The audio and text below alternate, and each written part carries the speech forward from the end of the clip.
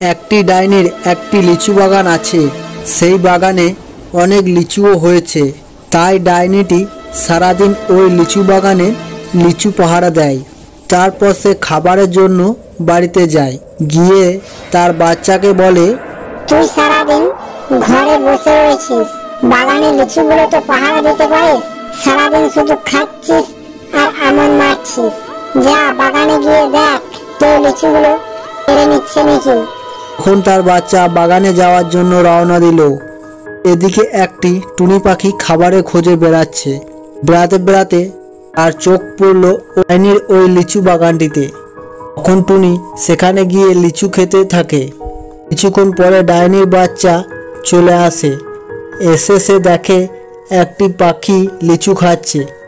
তখন সে বলে, কে তুমি? কি নাম তোমার? তুমি লিচুগুলো খেয়ে নিচ্ছ কেন? তখন টুনি বলে, আমার নাম মাছি। সেটা শুনে সে তাড়াতাড়ি তার মাকে এসে বলে, মা, মাছিতে লিচু খেয়ে নিচ্ছে। তখন ডাইনি বলে, মাছিতে আর কত লিচু খাবে, খাচ্ছে খাক। তারপর ডাইনি ও তার বাচ্চা বাগানে এসে দেখে তাদের বাগানে সব লিচুগুলো কে খেয়ে চলে গেছে। তখন ডাইনি খুব রেগে যায় আর তার বাচ্চাকে মারার জন্য তাড়া করতে থাকে।